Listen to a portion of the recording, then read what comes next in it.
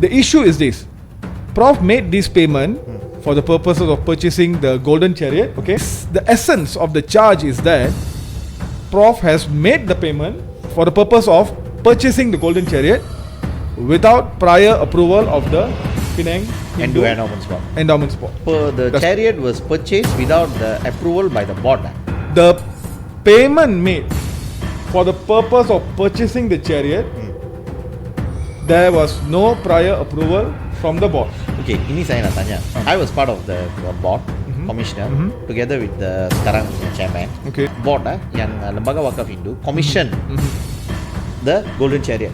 So we already commissioned and we give the mandate to the executive officer to beli dan dia perlu kemukakan ada procurement committee goes through and everything. So payment automatically kena dibayar apa? Yeah. So that is the charge. There are two versions now in the court. Prosecution punya version ialah that Prof made the payment. The payment was made without obtaining board's prior approval. That is the version of the prosecution. For payment. The CBT is a charge related to money or property.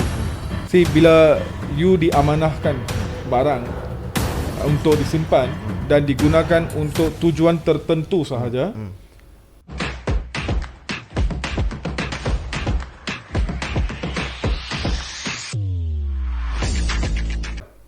அரட்டை மரம் episode 87. இன்றைக்கி என்ன ஒரு ஆளாக இருக்கேன்னு நீங்கள் பார்க்குறீங்களா? நாங்கள் ப்ராமிஸ் பண்ண மாதிரி இந்த 87வது எபிசோட் வந்து முழுக்க வந்து ஒரு லீகல் பெர்ஸ்பெக்டிவ். ஏன்னா நாங்கள் போன எபிசோடில் வந்து நாங்கள் பேசலை. என்னன்னு கேட்டிங்கன்னா ப்ரொஃபஸர் ராமசாமி ஃபேஸ் பண்ணுற சார்ஜஸ் பற்றி. ஸோ அந்த சார்ஜஸ் பற்றி இன்றைக்கி வந்து ப்ரொஃபஸர் ராமசாமியோட லீட் கவுன்சில் அவர் கூட வந்து நம்ம ஒரு 1 hour இன்டர்வியூ மாதிரி என்ன இந்த கேஸ் சம்மந்தப்பட்டது, என்ன நடக்குது அப்படின்னு சொல்லிட்டு வந்து நம்ம ஃபுல்லாக பேச போகிறோம். டேவிட் வந்து இதுக்கு வழி விட்டுட்டாரு. 2 பேரும் பேசணுமா, நம்ம கேட்காத கேள்விலாம் கேட்போம், ஸோ நீ ஒண்டியே கேளு சாவடின்னு சொல்லிட்டு கொடுத்துருக்காரு. ஸோ அதனால் வந்து டேவிட் இன்றைக்கி இல்லை, நான் மட்டும்தான் வந்து இந்த இன்டர்வியூ இது பண்ண போகிறேன். இன்றைக்கி நம்ம இன்டர்வியூ பண்ண போகிற ஆள் வந்து யாருன்னு கேட்டிங்கன்னா, உங்களுக்கெல்லாம் வந்து அறிமுகப்படுத்த அவருக்கு பிரேங்கில் வந்து அறிமுகம் தேவையில்லை, மலேசியா முழுக்க அறிமுகம் தேவையில்லை. இருந்தாலும் நான் வந்து அறிமுகப்படுத்துகிறேன் இன்னும் தெரியாதவங்களுக்கு. இவர் வந்து டாக்டர் ஷம்ஷேர் சிங் திண்ட், என்னுடைய நண்பர். எங்களுக்கு வந்து எனக்கு டேவிட்டுக்கு வந்து கடந்த ஏறக்குறைய வந்து 12 வருடங்களுக்கு மேலாக நண்பர். மோர் than 13 years we know each other since 2012 I think. More than 13 yearsலாம். ஸோ அவர் டாக்டர் ஷம்ஷேர் சிங் வந்து ஒரு வழக்கறிஞர். நம்முடைய மலாயா, அதாவது கோர்ட் ஆஃப் மலாயாவில் வந்து அவர் அவருடைய கல்வி நீங்கள் பார்த்தீங்கன்னா வந்து அவர் வந்து international diploma in teaching, diploma in sharia and legal practice, narcotic and drugs certificate, criminal ஜஸ்டிஸில் வந்து ME and doctor Shamsher Singh திண்ட். ஏன்னா அவர் வந்து கிரிமினாலஜியில் பிஹெச்டி வச்சுருக்காரு.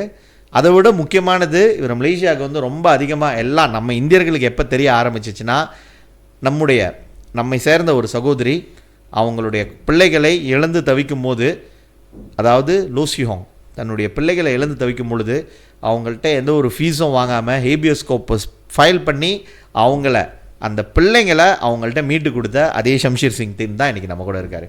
வெல்கம் டு அரட்டை மரம் Shamsher bro. Thank you bro. Okay, so I just want to get a brief introduction. So today's session bro, I started with Tamil. Okay. But today's session is going to be in dalam bahasa Melayu dan juga English. Yeah, and Punjabi? Punjabi boleh, tapi you punya bahasa Tamil kita pun tamam. Sebab kita itu Tamil kita tahu guna untuk apa. Okay. So Cina pun tamam. Okay. So itu Cina pun kita tahu.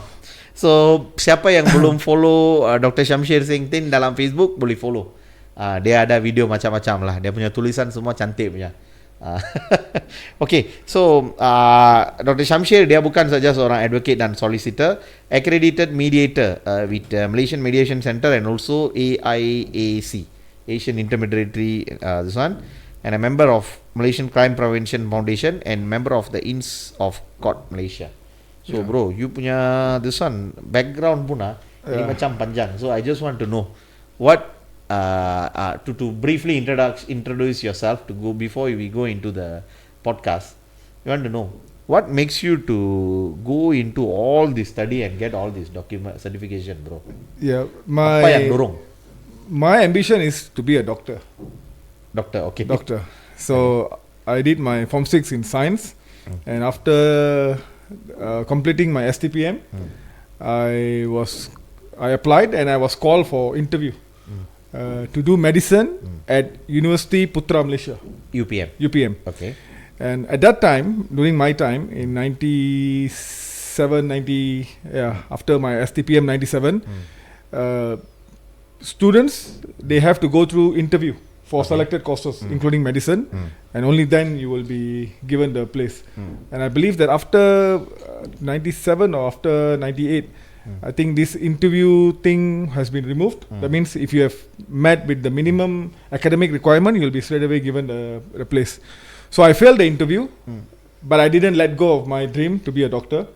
So I couldn't become the front door doctor, so I become the back door doctor. Okay. So I decided to do a PhD. Okay. And eventually, because since I won the title doctor before my name, and I achieved it. And then why I did law, I think that is just accidental. Because if you are a Punjabi, your first choice is always a doctor, if not lawyer. Okay. So since I couldn't become a doctor, then I chose to study law. Good thing about law is that you can study on distance, using a distance learning mode, and you can study part-time, and it's way cheaper compared to medicine. So that's the reason why I decided to be a lawyer. Okay, bro. I just want to ask one Yes. question about that doctor thing. Yep. So you want to take all the hassle, pergi belajar PhD ini semua. Sekarang banyak orang Malaysia ada, bro. Dia bayar sikit duit, satu sertifikat kasih, dia gelar diri dia doktor. Dekat Pulau Pinang pun ada satu orang, dia cakap dia mau sue sama you semua. So kenapa, why you take all the hassles to go and finish up to PhD? I mean, this is, I think, very similar to a situation where why you bother to go through the JPJ program and then get your valid license when you can get the copyright license, right? Same question. So I think that the problem is this: everybody wants to do it properly. The problem is when you know that you are unable to do it properly, then only you will resort to all these, copyright license and all that. So similarly, if I think I have the capability to get valid PhD, authentic PhD from a recognized university, all on my own, doing the research and publishing my thesis, why not? All these people who are resorting to, title by, paying some form of so much of money and then getting the title, doctorate and so on and so forth. Social service and Gandhian philosophy, I've heard that one also. So these are all basically shows that, you want something but you cannot achieve it. So you have to resort to this kind of thing. So I don't want to comment about them. Since I'm capable, I've done it and I'm proud of myself. That's all. Okay, bro. Ini before going into the case, ini satu statement atau soalan yang provokasi sikit tentang politik Malaysia yang sedia ada. Okay. Saya nak tanya lah. I'm a Tamil. I'm a Tamil speaking, and I call myself as an Indian because we all come from the Indian subcontinent. That is why we address ourselves as Indians lah. Okay. So those days Tamils datang dari dua tempat. Satu Tamil Nadu, Madras, and satu is from Ceylon, Sri Lanka. Yeah. So the Ceylon Tamils don't want to identify themselves as Tamils because they are upper class lah. So clericals and everything, kita working class. Dia guna itu Indian term sudah ani. So that means semua yang datang dari India dipanggil Indians, and semua yang datang dari Sri Lanka dia dipanggil Ceylonese lah. So now I want to ask you, so India is in the Punjab is part of India and also part of Pakistan. So you call yourself as an Indian or Punjabi or line in documentation and everything. Can explain briefly? No, line. Sometimes we have to say line because there's only three options, and then the fourth option is line. So we have no choice. But obviously, I don't want to be called line. I want to be known as I'm a Punjabi. So when there is a race column. Yeah, if there's a race column, if there is an option given and Punjabi is there, I'll select Punjabi. But if it is not there, if it is just a blank, then I will write there Punjabi.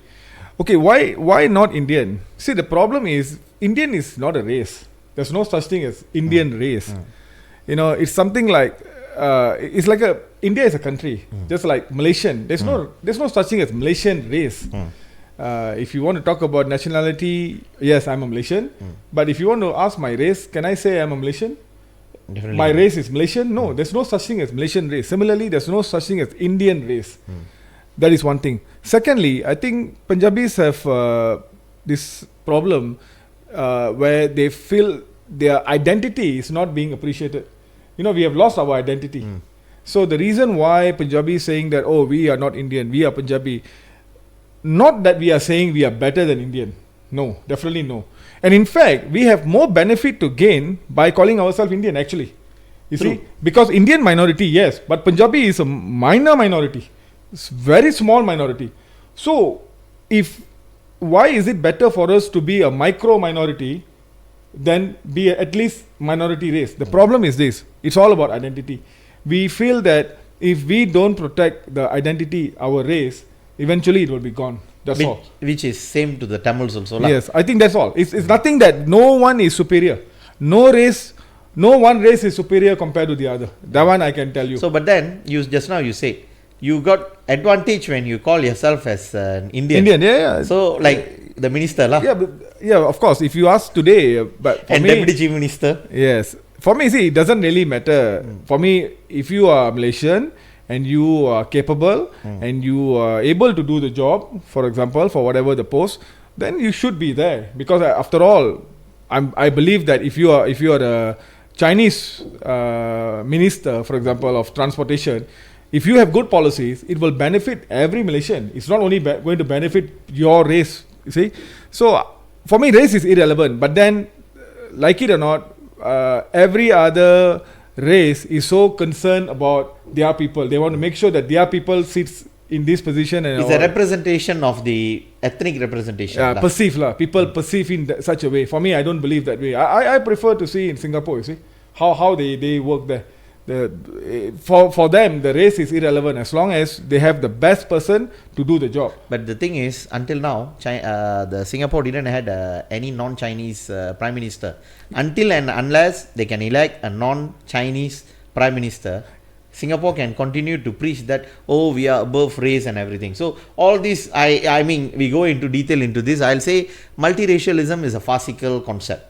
So I think every race, they should be represented. And I believe, like what you said, Punjabis, you should have your own culture and you should have your own identity. But not that, when it suits you, I think you are the first person in Malaysia. In fact, I remember Malaysian Tamil newspaper, Nanban, give you a first page coverage. You said, this person is not Indian. Not Indian. Why you want to call yourself Indian just because you want the deputy chief minister post and the minister's post? You're always to be a proud Punjabi. That's what you said. Am I right? The thing is this: I am Punjabi. I believe that that I have an identity, that I have to protect the identity. That's all. But I have to make it very clear. No way I'm saying that one race is better than the other. Yes. Everyone is equal. Same. You are judged by your deeds. What you do, as you sow, so you reap. That's it. So this is all a matter of something that ideology, something It's that end of the day, it's identity. That's all. Sikhs want to know, they want to preserve their the Punjabi Sikhs want to preserve their identity. Same like Tamils. We don't want to dilute into the grand concept of Indianization lah. So the Tamils from India, you call yourself Indians, right? They call themselves yes. All right. And also the Tamils from every other part, say Tamils from US, Tamils from Canada, Australia, all of them are grouped together as Indian, correct? Tamils. Yeah, but usually they'll take the simplistic way and say that, okay, we all Indian, okay. Except Tamils from Sri Lanka. Tamils from Sri Lanka will never call themselves Indian. They call themselves Tamils. Yes. They are purely Tamils. They don't want to be associated with India or anybody else. So that is exactly my point. I'm saying, see, like Punjabis, if you say that, oh, we all are Indian, Punjabi is from India, so they are Indian. But what about the Punjabis in Pakistan? They don't call themselves Indian. True. So, and they probably call themselves, they are Punjabis. Yes, nationality wise they are Pakistani, but otherwise their race is Punjabi. So I feel that nothing wrong in that. Even in Malaysia also we are using by race. We're saying China, India, Melayu, and line. True. You know. True. So But that does not mean, why are you calling yourself Chinese or Malays, and why not you call yourself just Malaysian? No, that is different thing. Malaysian is nationality. This is race. The ethnic identity will be there. Yes, that's is what there. the thing. I am saying that certain people are hiding under the Indian identity at some time. When goes out, okay, I want to have my own. So which is hypocritical for me lah. That is the point. I want to throw a provocative question to you. So moving on. Okay. I want to come into the major part of today's discussion, bro. Okay. Okay, on when is it? On 15th. On the 15th of May, 15, right? Prof was charged. 14 of May. There was a charge against the former Deputy Chief Minister of Penang. That was 14 of May. There was a charge against him for allegedly under the MACC Act and also under breach the of penal trust. code actually. Penal code for criminal breach of trust.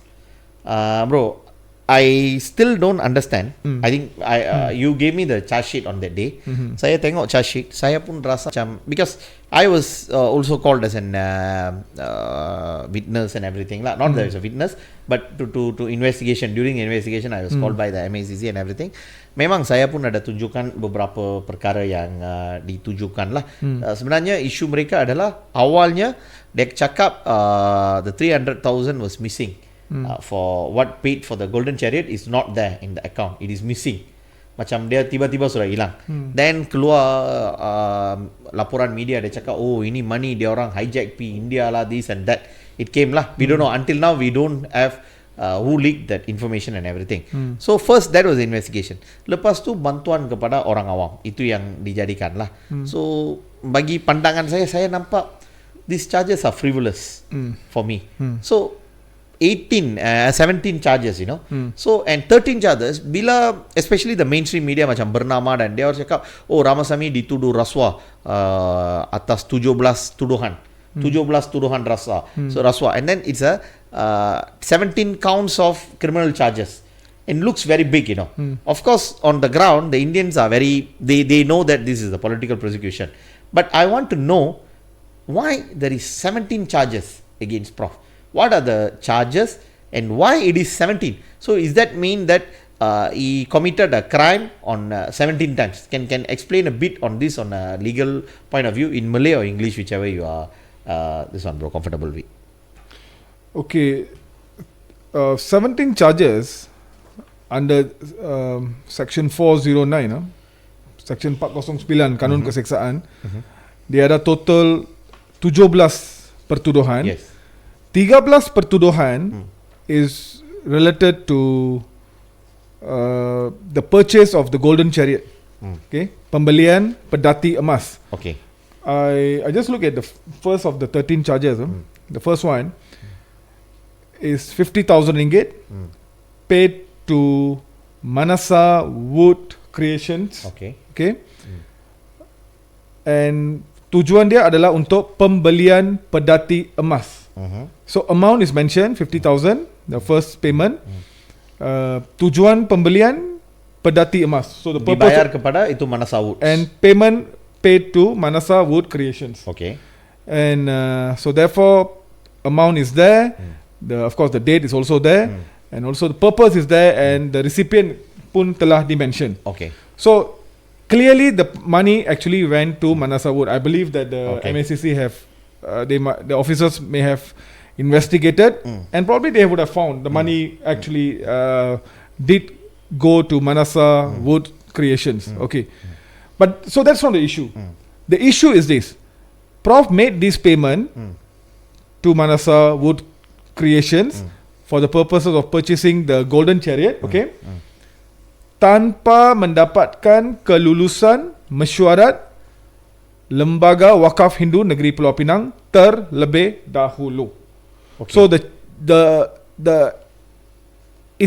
essence of the charge is that Prof has made the payment for the purchase of for the purpose of purchasing the golden chariot without prior approval of the Penang Hindu Endowment Board. Endowment Board.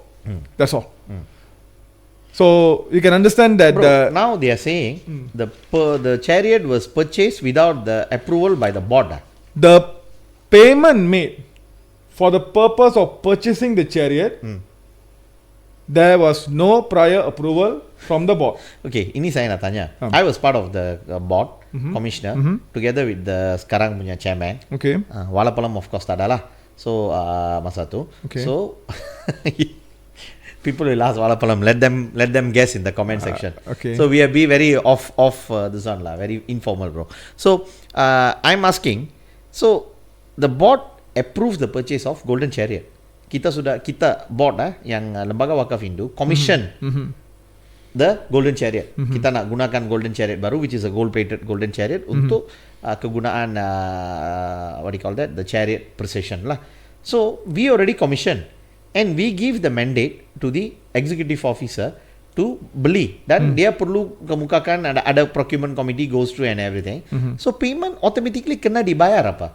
Yeah. So that is the charge. I'm of course there are two versions now in the court. Prosecution punya version ialah that Prof made the payment, okay, for the purpose I've just mentioned. The payment was made without obtaining board's prior approval. That is the version of the prosecution. For the payment. For the purchase of the chariot is already there. The CBT is a charge related to money or property. See, bila you diamanahkan barang untuk disimpan dan digunakan untuk tujuan tertentu sahaja, you can only use for that purpose. Okay. If you use for any other purpose, they call it breach of trust. Okay, so since this is a criminal offense, it call it CBT, criminal breach of trust. Okay. That means the money is given you for purpose A, you use it for purpose B. Okay? So you say given for purpose A, yes, given to purpose B. So the board already commissioned to buy the golden chariot. So that means to say, kalau dia beli silver chariot, you can say that he paid for the purpose B. Correct. Sini golden chariot is commissioned, he is paid for the golden chariot what? Like I said, that is what the charge is saying. I'm just repeating to you what the charge says. That's the what charge I'm says saying. That money, see, what they're saying is the money was given to the board for whatever the purpose. Buying the chariot, according to the charge sheet, it was not one of the agenda. So when you buy the chariot and when you made the payment to buy the chariot, so what you have done is you have utilized the money for the purpose which was not sanctioned by the board. That is according to the charge. So obviously, yes. Now, whether or not this truly happened, whether or not Prof has actually issued the payment without board's prior approval, that is the subject matter of the trial. That is what the court will decide after considering all the evidence. Okay, now I'm asking, bro. So this, I was a commissioner. Correct. And I have the documents here. This one I can just show to the without explaining like in detail lah, because I have my own records that I keep from the meetings. Okay. Of course, I know that all this need to be secured because one day they may come for a witch hunt and everything. So this is the reason. And the minutes are very clear. I checked even during the investigation and everything. I see it's very clear. This chariot was commissioned by the board and it was approved by the board, and we announced to the world that we are getting a new chariot because the old chariot is going to be kept in the waterfall temple. So what I still don't understand, if it is already in the minutes, how can they say that this is not for that purpose? So I still don't understand why how they can come with such a charge. What is the charge actually? Because it is been approved in my understanding. The thing is this. On Monday, I accompanied Prof to the MACC office. They told Prof to come on Monday. Monday was public holiday, but they asked Vesak Day on the 12th of May. And Prof was called, and I also spoke to the IO to confirm. Are you sure? Because it's a public holiday. They say, no problem. They just want to collect some statement. And after taking final statement from Prof, the IO told me that they will be arresting Prof, but there will be no overnight stay. They are not going. They don't have the intention to detain further. They are not going to apply for remand on all that. All they're going to do is they're going to arrest Prof and they're going to process Jamin, provided you have a Panjamin. So then, of course, Prof immediately called David Marshall to come, and David Marshall came in as a Panjamin, and he, we managed to get Prof out the same day. I think it's just a matter of 1 hour within 1 hour, from the time of arrest until the Jamin. It just took about 1 hour. We left around 1:30. Yes, so I think around that, and then Prof was out, and then we went to have lunch. Okay, so in that notice tangkapan, the section mentioned there was section 23 of the MACC, which means Prof has used his position, his official government position, to benefit his relative or his associate. So that was the section under which Prof was arrested on Monday. So that is why when some press called me to confirm the fact that Prof was arrested and Prof will be charged, I said yes, it's true. And section is section 23 of the MACC Act. That's why initially it came out in the press that Prof will be charged under section MACC. Yes. Section 23 of the MACC Act. But then I was surprised that later in the same day, I think on Tuesday itself. Tuesday night, I read some newspaper article, I'm not sure from which press, saying that there will be several charges under 409. And then I was, because I was a bit surprised, why suddenly it's 409? But I don't have any details. The next day, which is on the 14th of May, in the court, I got this copy of this 13 here, and then another 2, and then another 2 here. So total 17 charges. And then I read through all the 17 charges, and one thing is common in all the 17 charges, apart from all 17 under 409, that is one similarity. The other similarity is all 17 payment made by Prof, 13 for Golden Chariot, 2 for medical help, and 2 for educational help. All the payments, according to the charge sheet, all the payments made by Prof without board's prior approval. That is what the charge sheet says. So it is not just no approval, without prior approval. So they are stressing on the word no prior approval. Tiada kelulusan sebelum terlebih dahulu. That's the word in the charge. Tanpa mendapatkan kelulusan mesyuarat Lembaga Wakaf Hindu Negeri Pulau Pinang terlebih dahulu. So no prior approval. That's what they're saying. So they're stressing on that. So now, when I showed this to Prof before the charge was read, I told Prof, these are the charges, Prof. So how do you plead? And then Prof was going through and said, what? So the charges against me is that I have made the 13 payments to buy the Golden Chariot, and I have helped 2 individuals for medical help and 2 for educational help. And so the charge is that I have done this without board's prior approval. Yeah. Prof was like, he was silent for one moment. He was looking left, right. He said that what? It was, I think, similar to what you are saying. It's a bit difficult for him to digest. This was the charge because initially he thought it was something to do with section 23, that he has benefited his associate, or he has benefited his relatives. So we were considering something like that. And so he said that no. Obviously this is wrong. Obviously whatever I have done, all was done according to the procedure. According to the board, according to the approval by the board members or the commissioners, and that's what he said. So I told Prof, it's okay, Prof. At this stage, it is irrelevant whether what you have done is whether it's right or wrong. It doesn't matter at that stage. What matters is that do you plead guilty or not? That's all. No explanations needed. The court is not interested in any explanation. Whether you have evidence to show that this charge is wrong, all that evidence can only be produced later during the trial. So I told Prof, never mind, Prof. At this stage, all you have to do, if you think that the charges are not correct, all you have to do is plead guilty. That's all. Sorry, plead not guilty. Plead not guilty. Plead not guilty. That's all.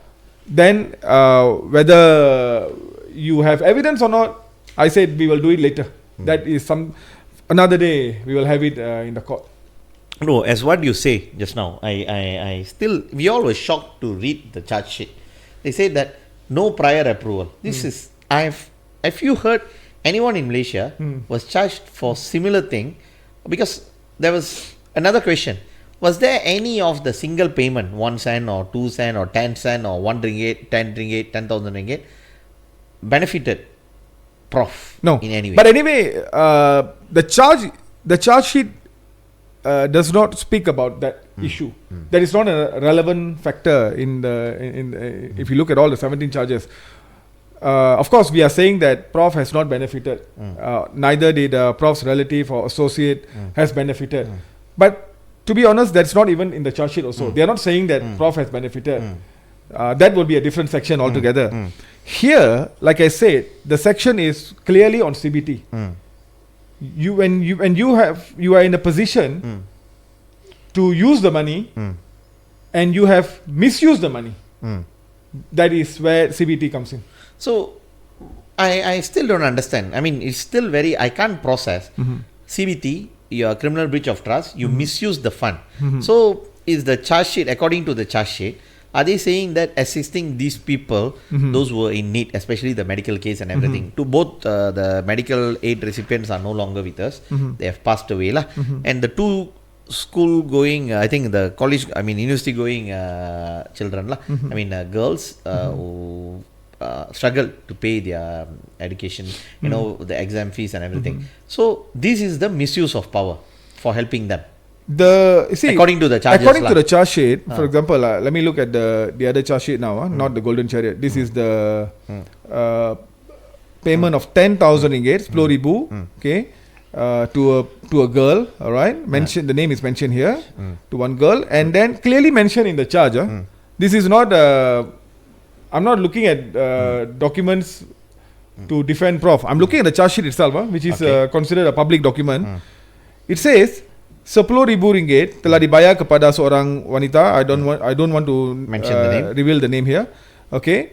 Untuk membuat bayaran bantuan kewangan pendidikan. Bantuan kewangan pendidikan. Even the charge sheet is acknowledging the fact that the 10,000 ringgit was paid to this particular girl for the purpose of paying her so that she can use that money for bantuan kewangan pendidikan.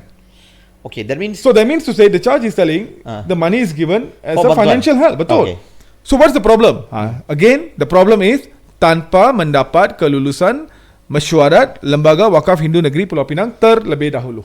See, again, back to the same thing. What the charge is telling, Prof has used that money to buy the golden chariot for the board.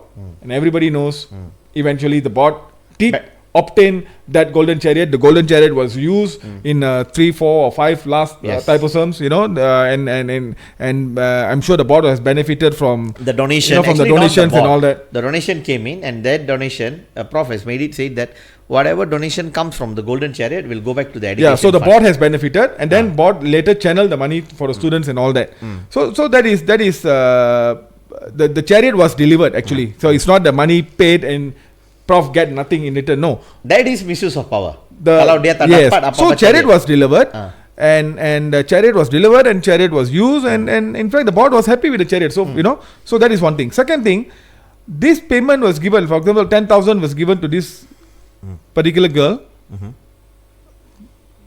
Was given to this particular girl, and you can see it clearly mentioned in the charge. Bayaran bantuan kewangan pendidikan. Okay. The other charge is also amount is 5,000 ringgit. Another girl, Indian girl, and this is also for bayaran bantuan kewangan pendidikan. Again, and if I look at the other two charges, 15,000, 15,000 ringgit kepada seorang pesakit. Also the name mentioned here untuk bayaran perbelanjaan perubatan. That means yes. Okay. And then the other one is 50,000 ringgit. This is also for bayaran perbelanjaan perubatan. That means the amount and the purpose of the payment all clearly mentioned. These are all noble reasons, right? 2 for educational help, 2 for medical help, and 13 to purchase the golden chariot, which the board has been using for the last 5-6 years now. Okay. So what's the issue? Again, the issue is Prof has done all these good things without prior approval of the board. Which is, I think, is not actually, as I showed you the minutes just now, I think I will hand it over to you also. Maybe you can use it in your during the case and everything. But I still find it funny, they say that no prior approval, no approval, all these things. Yeah. Because each and every meeting that we attend, the financial details will be tabled there. And there was no question asked all the while. And we have different committees inside the board. Macam jawatan kuasa pendidikan untuk meluluskan kewangan pendidikan. So, bro, kalau sekarang saya nak tanya lah, if according to these charges, sekarang other day untuk Prof nya case, endowment board ada hantar satu watching brief lawyer daripada Kuala Lumpur lah. So I think I heard he's a top lawyer in KL lah, came with bodyguard and everything. So mesti kalau watching brief, I heard another case also, they send a lot of lawyers, I mean as a watching brief. So watching brief normally they will charge lah. I don't know whether they are doing it pro bono or not. If they charge, let's say they are charging. So that means before they issue the check, the current board must also go and we are issuing the check now, so the board should approve. Are they saying this is okay, what the thing is, I can't comment on that firstly because I'm not privy to the info whether or not that any lawyer who came for the board actually did charge any money and whether the board has paid. But then according to the charge, what they are saying is it doesn't matter to whom the money is given and for what purpose.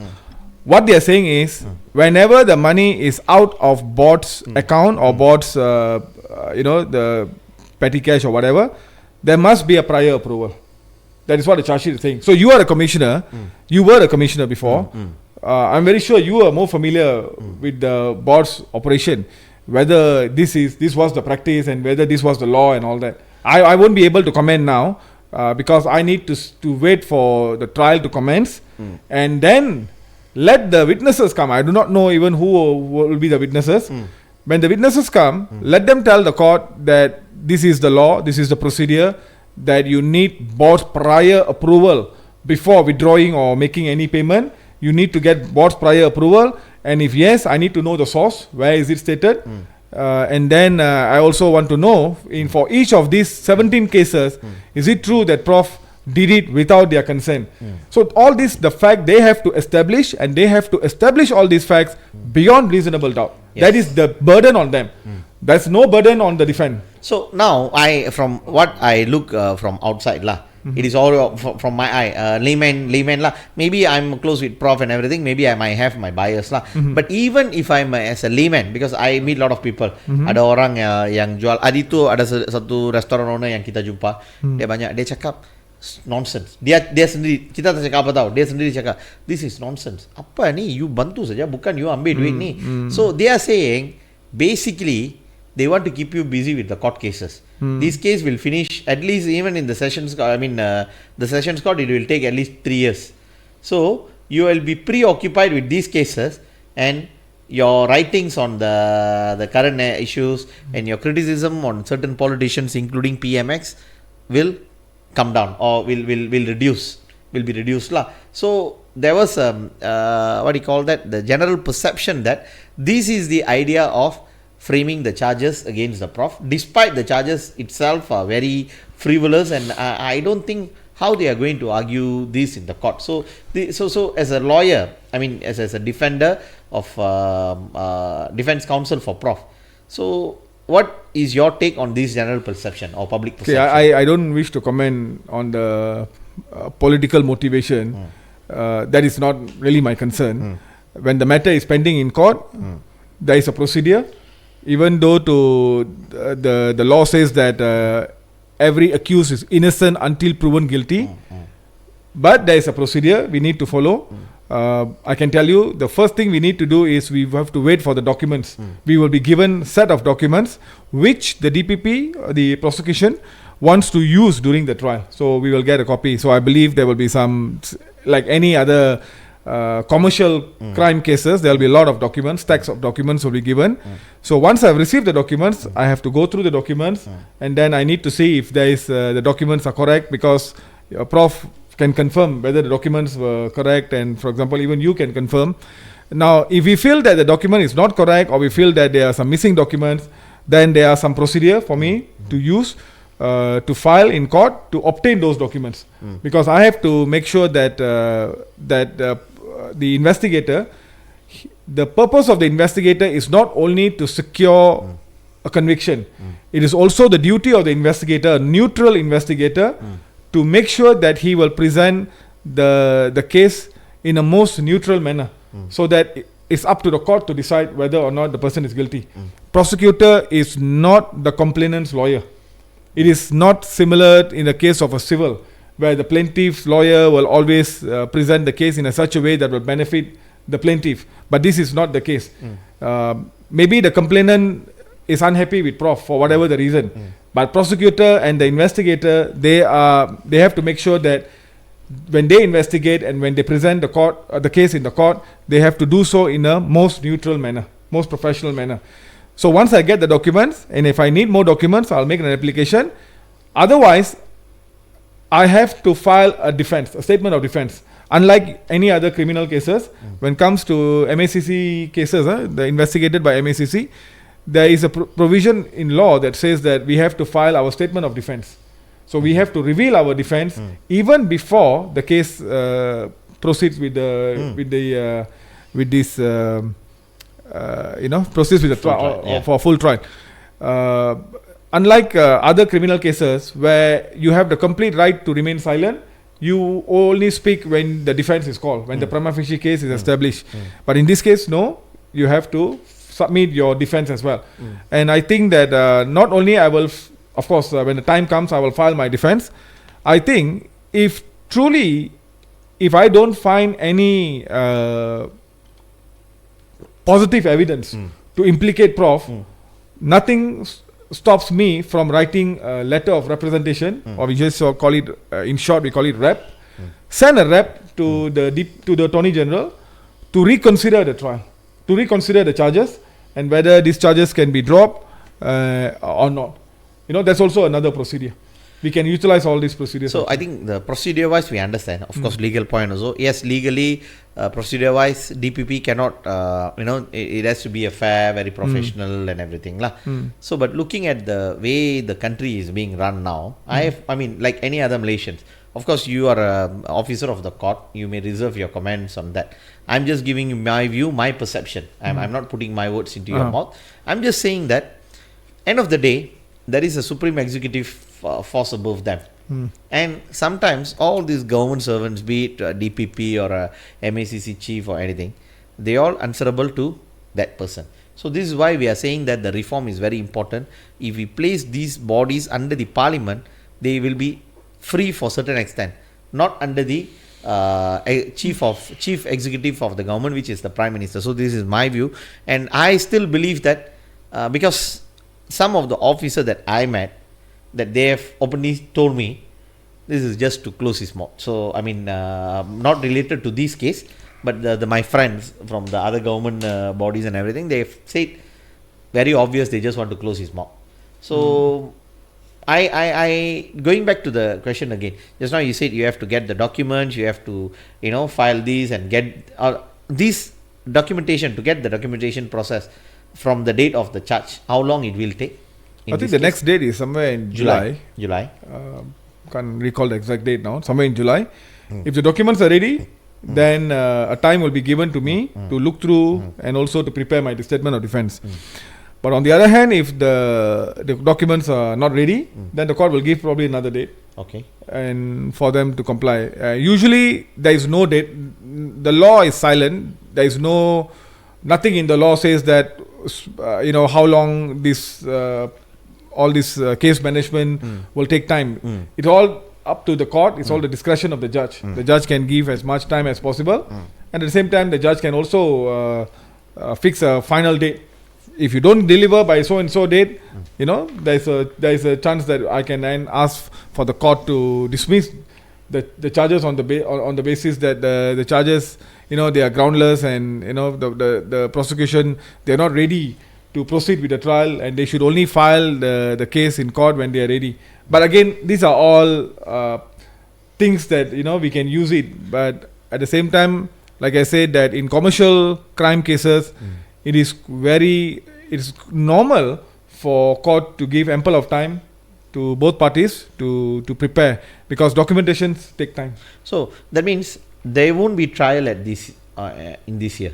I don't think so. I don't think the trial will be there. But of course, nothing stops the court from giving priority to this case because this is a public interest case.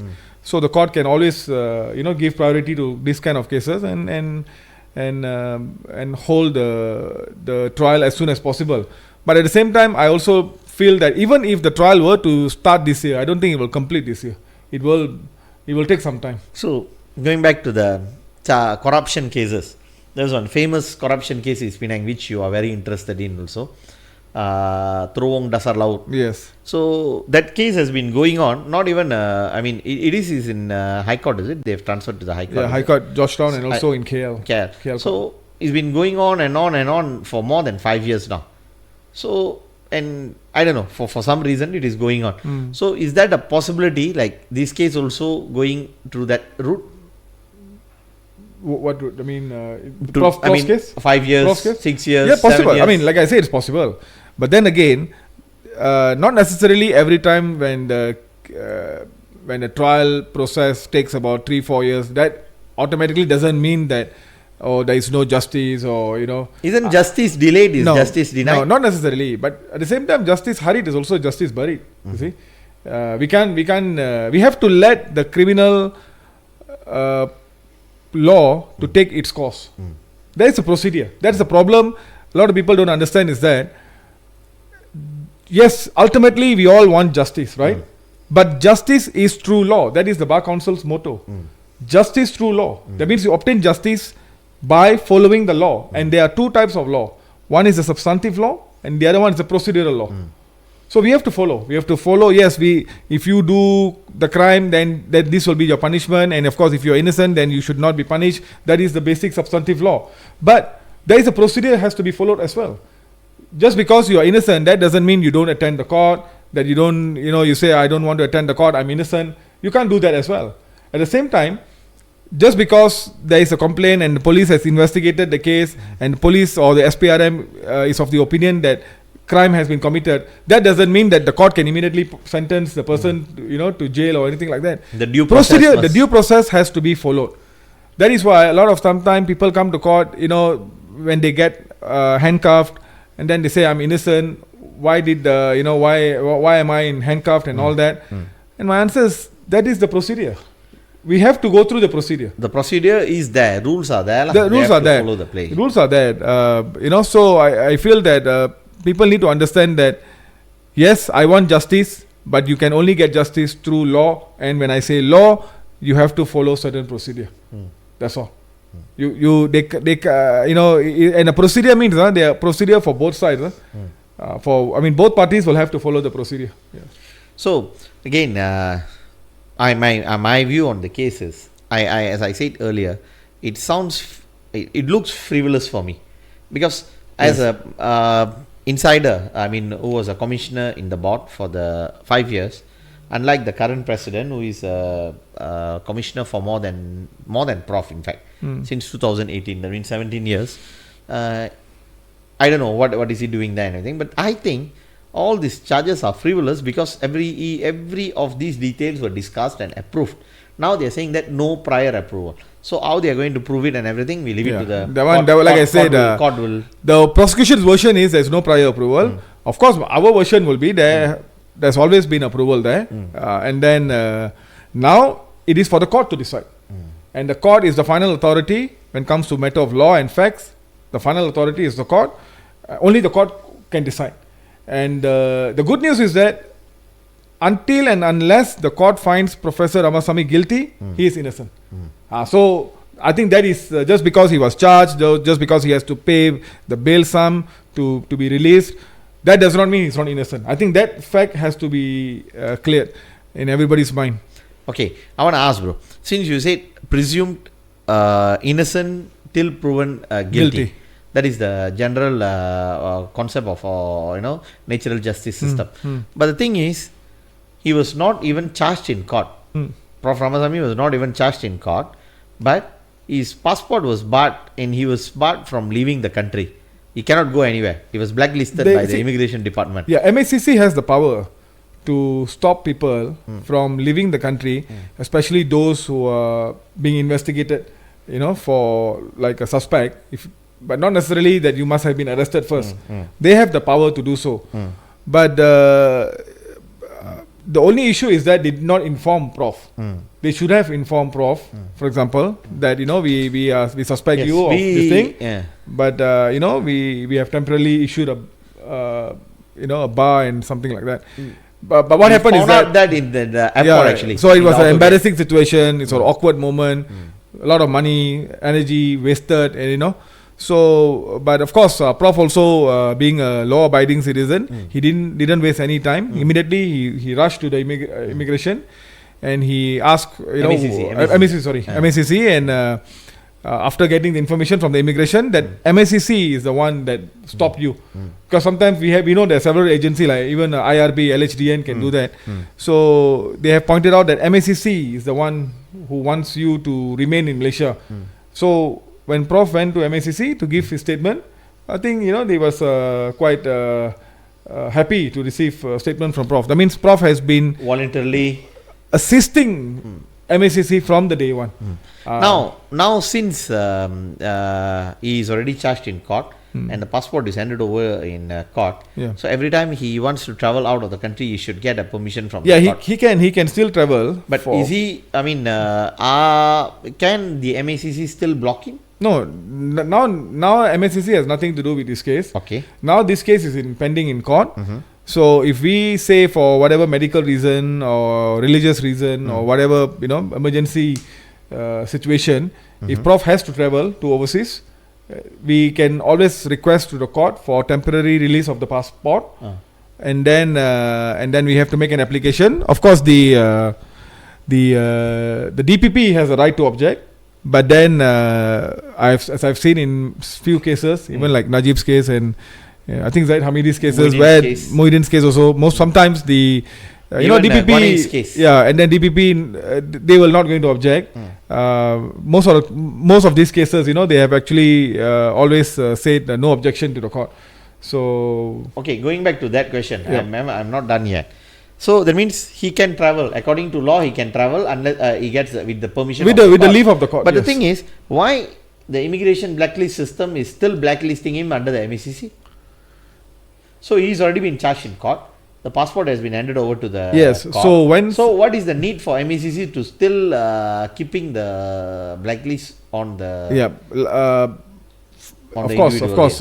If let's say when Prof makes an formal application for the passport to be released, obviously then we will inform the immigration to release Prof from that blacklist system. So MACC still can keep people in the blacklist even after charged in court. No, now the fact is Prof is not blacklisted in that sense. No, now I'm checking he's still blacklisted. Yeah, like I said, it doesn't matter because anyway Prof can't travel. But when the day we say we got a leave or the permission from the court to allow Prof to travel overseas, then of course then they have no reason to blacklist. Okay, so that is it, bro. Actually, quite a insightful details of the case we have discussed. I mean, we are nearing 1 hour. But before I want to conclude, so I just want to find out from your side. So this kind of cases, is it new for Malaysia where people are charged for frivolous charges like this? Because there is no single cent was benefited by the the so-called offender. And do you encountered similar cases in the past? There was charges like saying that no prior approval of you see, whenever you do, like I said, when the money is given to you for purpose A and you use it for purpose B, that is obviously CBT. Okay, so of course not all CBT cases are concerning about prior approval. In some cases the issue is not a prior approval. The issue is money is for purpose A, you use it for purpose B. Okay, whenever when you do that falls under the crime of CBT. Alright, whether the charge is frivolous or not, it's too early in the day to say that, because like I said, we didn't even have the documents yet, and documents will be given to us, then we will be filing the defense, and then probably we'll be also writing a rep to the DPP for the DPP to consider whether or not truly the charges are frivolous. If the DPP thinks that yes, the charges are frivolous, if the charges cannot be maintained, they won't be able to prove beyond reasonable doubt, they can always withdraw the charges anytime.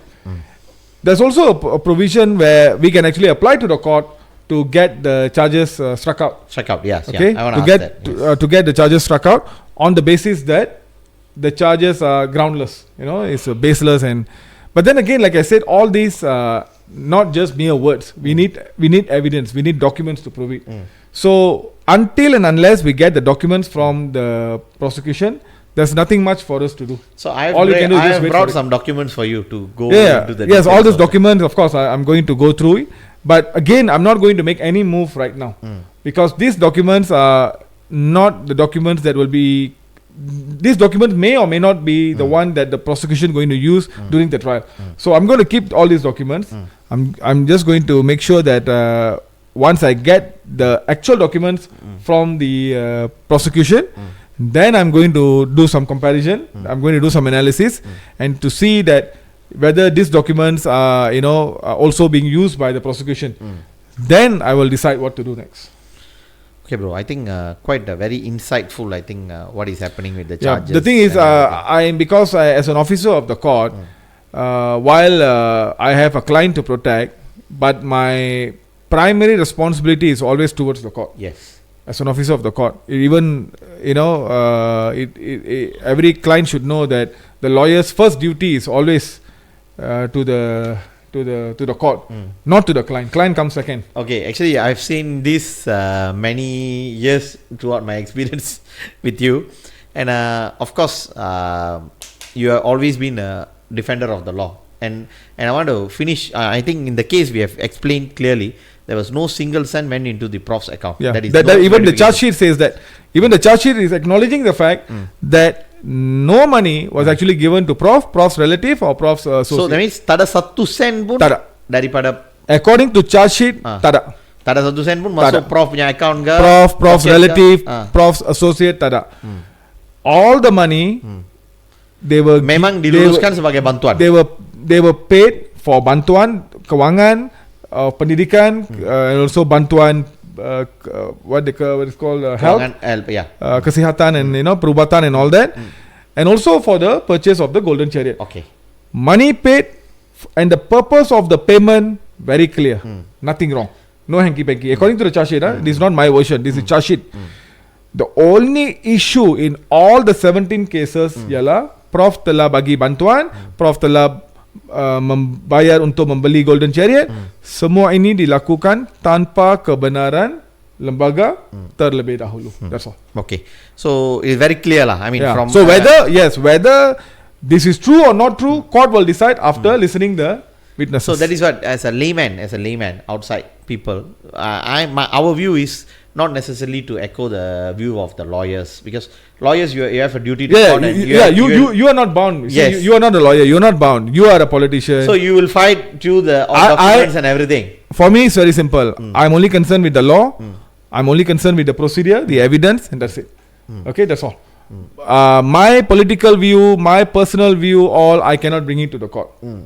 Okay, and also not appropriate for me to share it here. Maybe in the Facebook later I might write something. Okay. That is my personal thing. But since today I'm invited here as professor's lawyer, so I believe that I have to maintain that. Okay, that is a very good insight, bro. So I mean, you have been always maintained that your duty is to the court. Yes. Above everything. I know you for many years. Yes. And sometimes if I do any mistakes, not doing the documents on time and everything, I will get scolding lah. That's very usual.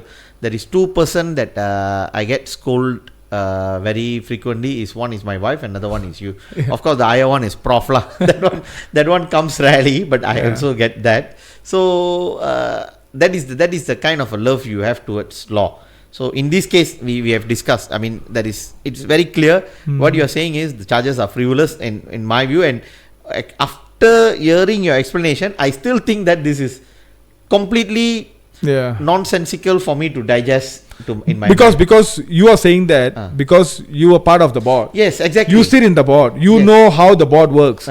You understand the board's rules. Yes. You know they are. No, of course, even the layman in the streets of Penang, they understand how it Yes. works because people go to get, most of the time the student dia akan datang last minute tau. So apa dia akan cuba line how? saluran Okay, I dulu. ask you now. How often the board can convene the meeting? See, because the board commissioners, the chairman is of course the deputy chief minister then. Okay. I was another Adun was there, and some of them are corporate figures, Okay. businessmen, and of course very busy lawyers who attend parliament, Okay. like current chairman, and of course even then many of the meetings he will miss lah. Okay. Even then he don't attend meetings frequently. We will have a minimum 6 meetings in a year. 6 meetings in a 2 year. months once lah. So that means you have one meeting in January. The second meeting will be where? Sometimes we April? try to have it in February. Okay. If dates are not there, it will go to March. Okay. And then the March and then April. So minimum 6 meetings will be there. So sometimes it can be 8, sometimes it can be 10, sometimes it can be 12. But I don't think so. There are 12 meetings in a year. So it is very 8 to 10. So in other words, that is why sometimes we understand that they said that you have no prior approval.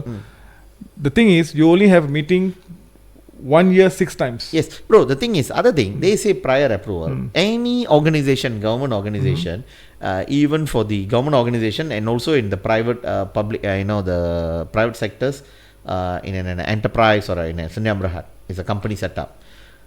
There will be a practice of turun kuasa. Kita kata turun kuasa.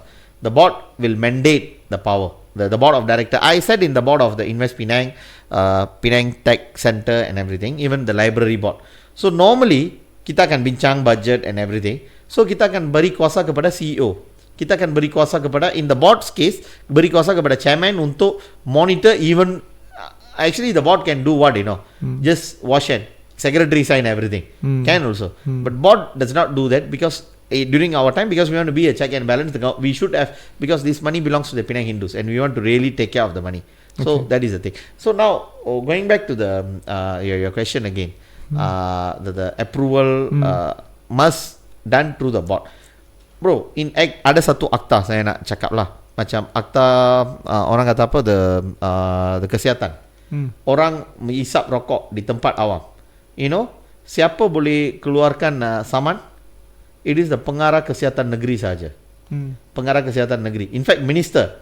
Then minister gave to the power pengarah kesihatan persekutuan. Then negeri. So what they will do, pengarah kesihatan negeri can turun kuasa not only to the kesihatan, jabatan kesihatan. He also can turun kuasa to the medical doctors. He can turun kuasa to the Dato' Bandar, Setiausaha Bandaraya, anyone. Because this you cannot say that you cannot turun kuasa, because the power, when power is too centralized, the effectiveness or the efficiency of the organization will become redundant. Dia tak boleh bekerja, bro. Apa ini orang isap rokok sikit-sikit dia kena dapat saman, kena keluarkan daripada pengarah kesihatan negeri. Mana boleh kerja? Sama juga untuk mereka yang jual tanpa lesen, penjajah tanpa lesen di tepi jalan. Takkan Dato' Bandar kena sign. Dia akan turun kuasa kepada pengarah pelesenan. Pengarah pelesenan turun kuasa kepada inspektor kesihatan. So it is always been the turun kuasa, the mandate of power is been exists in every sector. But I don't know, even in this case, that is not even a turun kuasa, bro. It was approved by the board, commissioned by the board, and the payment was done according to the commission. Commission in the sense that dia diarahkan untuk membeli. Dia beri kebenaran untuk membeli cepedati emas. I'm just explaining. So bila dia sudah dapat kebenaran, dia kena bayar lah. Kita beli barang takkan tak bayar.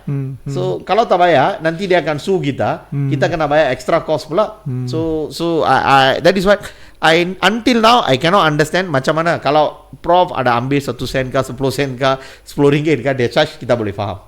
Ini I still cannot understand, and I don't know how DPP is going to fight the case in the court lah. So we wait and see. Yeah, that's why I say but then again there will be some time before the actual trial. So we hope for the best lah. Okay, to wrap up, I just want to ask another personal question to finish this lah. So let's finish with the case. So case I think உங்களுக்குலாம் புரிஞ்சிருக்கும்னு நினைக்கிறேன். We speak in Malay and English, so I think you would have understand how it goes. My last question is on a more on a professional or your personal touch lah. I have seen you are a lawyer. I have seen some lawyers, big shot lawyers, who are going to parliament, who are going to do and earning double salaries lah as a lawyer, and I have seen that. But what I impressed with you is you have some kind of a principle. This is, I think I can talk about this, right? No problem, right? I don't know what's your question, sir. So I'm waiting for the question. When certain cases, like sexual cases, the rape cases and everything, you completely avoid them. You don't want to represent them. Although there is your lawyer's duty is to defend, regardless whether they are guilty or not. So most of the time, I see you. Sometimes you don't even take the cases. You say that I'm not interested in this kind of case. I know you can fight this kind of cases, but you don't do that. Okay. Firstly, as far as the law is concerned, it's also in our code of ethics for the lawyers. There is absolutely nothing wrong for a criminal lawyer to defend his client, knowing that his client has actually committed the crime. Okay. I understand. So when it comes to ethics, yes. Even the code of ethics is very clear. As a criminal lawyer, even though I know that my client has actually committed, he has confessed the crime to me, right?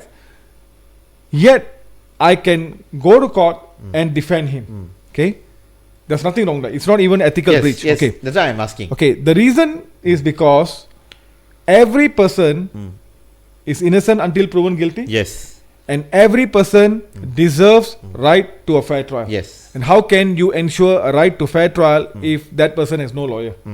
Okay. Now that is as far as the law is concerned and the legal profession is concerned. Yes. Okay.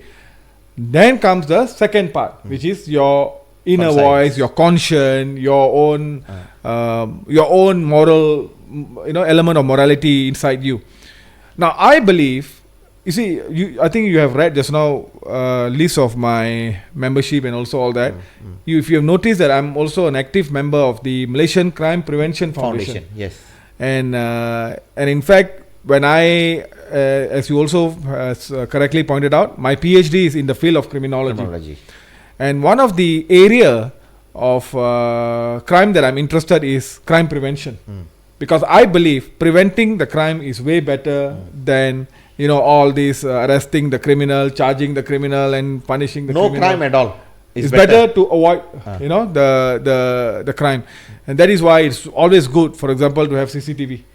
Sometimes the criminal, they get demotivated. The moment they see, oh, there's a CCTV here, they don't want to. Maybe those stupid kind, low IQ criminals, they don't bother. But those smart guys, the moment they see, oh, this is an alarm system, there's a CCTV, there is a guard, they will be demotivated. They rather go and do whatever they want to do, their criminal activity somewhere else. Okay. So when you have that, I mean, if you talk about academically speaking, my education is all about crime prevention, fighting against crime and all that. So when I become a lawyer, my duty is simple. Of course, I have to take care of my client, but I cannot do that, taking care of my client, by misleading the court, lying to the court, tampering with the evidence. That is, I cannot do that. If I can help the client in the correct way, I will do it. That's all. If not, if my client has done the wrong, I'll tell him, why don't you plead guilty? I'll mitigate for you. Okay. That's also a criminal lawyer's job. I can also do that. Or there's another possibility. What you have done, for example, there was one case I've handled. My client was charged for murder. I defended my client. Okay. Why? Because I feel that he shouldn't have been charged with murder in the first place. He should have been charged under 304. For manslaughter or culpable homicide not amounting to murder. 304 bracket B. It was there was a fight. They were sitting together. They were friends. They were having some alcohol together, and then one thing led to the other, and then they fought. And then there was I think nearby somewhat Changkol, I can't remember. It was just in the heat of the moment he attacked.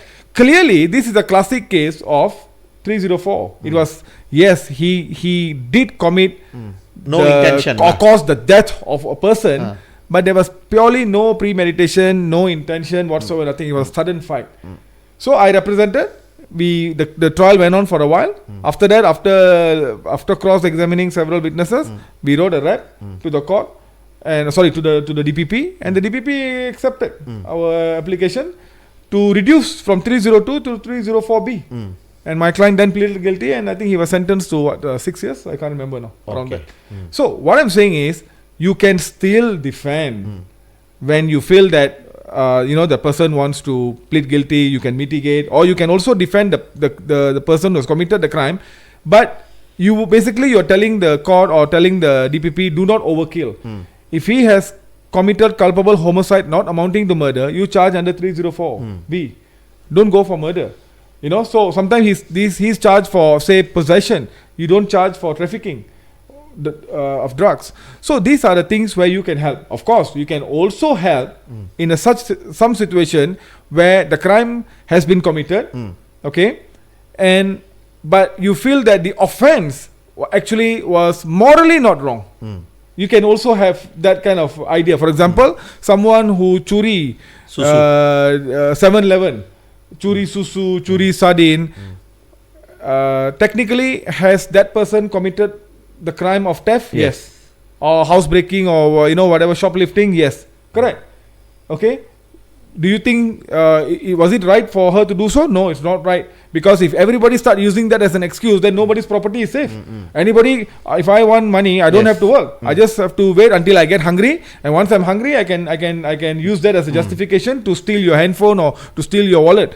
So that's wrong. But then again, at the same time, again, nothing wrong in defending that kind of person. And because you feel that in the event, even if the person were to be acquitted, inside your heart, that no, morally speaking, that person is not wrong. So again, this is only my personal view. I have no issues. If you as a criminal lawyer, you want to defend a rapist, knowing that he has committed the crime, go ahead. Nothing wrong in law. You can do so. But the only thing is that if you think that you can accept his money, you can go back and you can have a peaceful sleep, no problem. Yeah, that is that's it. For me, very simple. If I will not do anything for which I go back, I'll be feeling like I better don't talk about this to my wife. What if my wife asks me, what am I going to answer? Or I don't think I'll be able to sleep. So those kind of situations. Conscience. Yeah, the conscience is important. Yes, conscience is important for me. I feel that at the end of the day, whatever I do, I can be rude. People have said all sort of things about me, mulut tada filter and all that. Yeah, that one all I admit. Okay? Tangan tada filter. But otherwise, when it comes to this kind of things, I'm a bit particular. For me, there was a case I can tell you where the man came to me. He was charged under section 326 and read together with 326A. What he did, he chopped his wife's hand. Oh, okay. He chopped the wife's hand in the state of drunkenness. Then I asked him, what's the excuse? Why you have to go to that extent? What your wife was trying to do. No, she locked the door. She didn't let me come in because I was drunk and I was noisy. She locked me out. So then I broke the door. I came in. I take out the parang and chopped the wife's hand.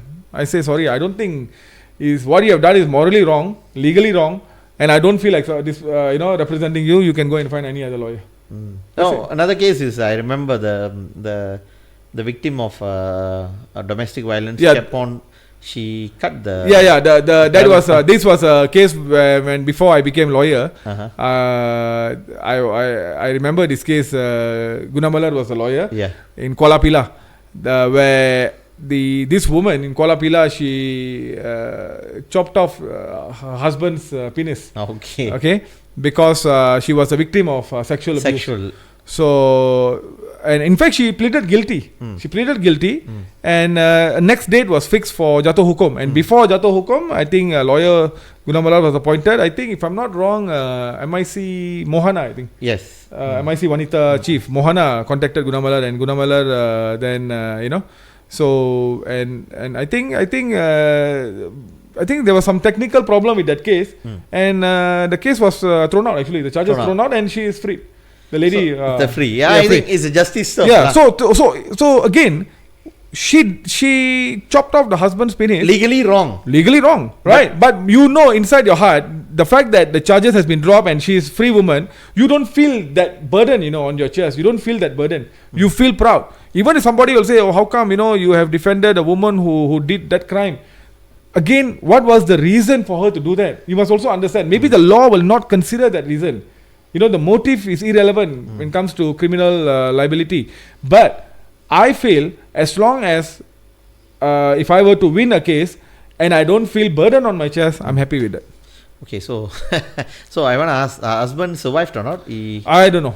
I don't know. I think survived. He didn't die. Survived. In fact, he ran to the hospital by himself. I do not know how the. So I don't know how he stopped his bleeding. He can't abuse anyone sexually after this, lah. That's for sure. That's of course. He can't use his penis because he has none, Okay, bro. Thank you very much for your time. I think Okay. I know you are very busy. I've been chasing you for past 2 weeks, and finally you gave us your time. And I think for past 1 hour, we have been hearing from you from a legal perspective, not only Prof's case and also about many other cases. Yeah. And thanks for being a true defender of justice, as always I see, and always defending us.